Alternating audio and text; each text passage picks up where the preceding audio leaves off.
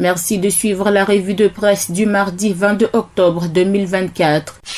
Économie, recettes fiscales, quatrième trimestre, Amadou Coulibaly encourage la DGI à poursuivre ses efforts, rapporte l'Expression. La directrice générale des impôts DGI a recouvré 1019,5 milliards de francs CFA, soit un taux de réalisation de 91,3% par rapport à l'objectif de 11 116,4 milliards de francs CFA. L'information a été donnée lors d'un séminaire bilan du troisième trimestre de l'année organisé le jeudi 17 octobre 2024 à Abidjan autour du thème « Administration digitale de la TVA, enjeux et perspectives ». Sur les 9 premiers mois de l'année, les recettes cumulées s'élèvent à 3 168,3 milliards de francs CFA, soit une progression de 323,8 milliards de francs CFA. Adama Coulibaly, ministre des Finances et du Budget, qui présidait la rencontre, a d'abord félicité la DGI pour l'organisation régulière de ces séminaires avant d'encourager la DGI à poursuivre ses efforts pour les recettes fiscales du quatrième trimestre de l'année. Au journal Fraternité Matin, Commerce extérieur, les échanges commerciaux des biens se sont accrus de 4,2%.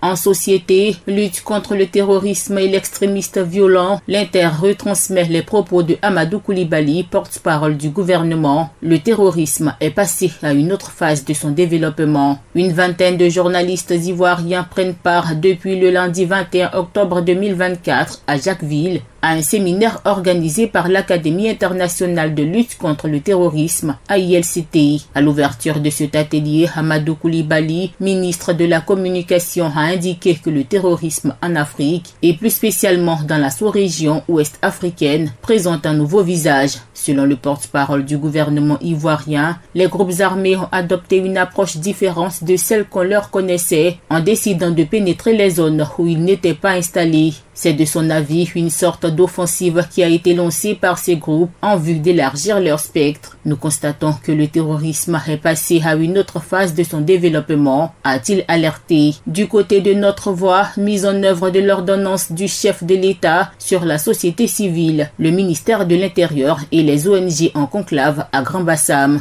L'initiative du ministère de l'Intérieur et de la Sécurité, des acteurs de la société civile, des acteurs institutionnels, des experts et des représentants des ONG internationales participent depuis hier, lundi 21 octobre 2024, à un atelier dans le cadre de la mise en œuvre de l'ordonnance du chef de l'État relative à l'organisation de la société civile selon une note d'information parvenue à Notre Voix. Cette rencontre qui prend fin aujourd'hui vise à renforcer les capacités des organisations de la société civile et autres parties prenantes sur l'ordonnance numéro 2024-368 du 12 juin 2024 relative à l'organisation de la société civile. Et puis, financement de l'éducation, Mariatou Koné dévoile les 4 modèles de financement, dit le Patriote. Le gouvernement travaille à rendre plus performant le système éducatif ivoirien et ce de sorte à faciliter l'accès à l'école à tous et minimiser l'apport financier des parents d'élèves. En tout cas, les 4 modèles de financement innovants de l'éducation en Côte d'Ivoire ont été dévoilés par la ministre de l'Éducation nationale, de l'alphabétisation, professeur Mariatou Koné, hier lundi 21 octobre 2024, autour du thème Financement innovant de l'éducation. Il s'agira, a-t-elle cité, du contrat de désendettement de développement C2D, de l'initiative CLEF, du fonds à effet multiplicateur du partenariat mondial pour l'éducation et du programme For Results.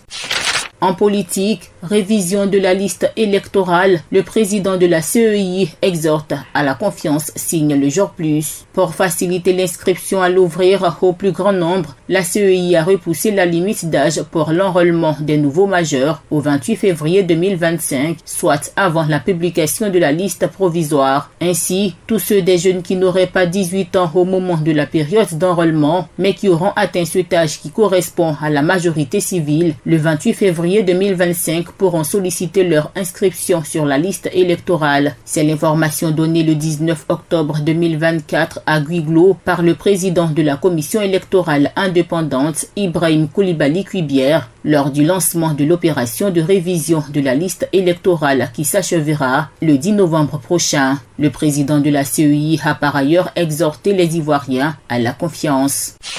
Terminons en culture avec Soir Info. Miss Univers 2024 Marie-Emmanuelle Diamala représentera la Côte d'Ivoire à Mexico. Fin de cette revue de presse.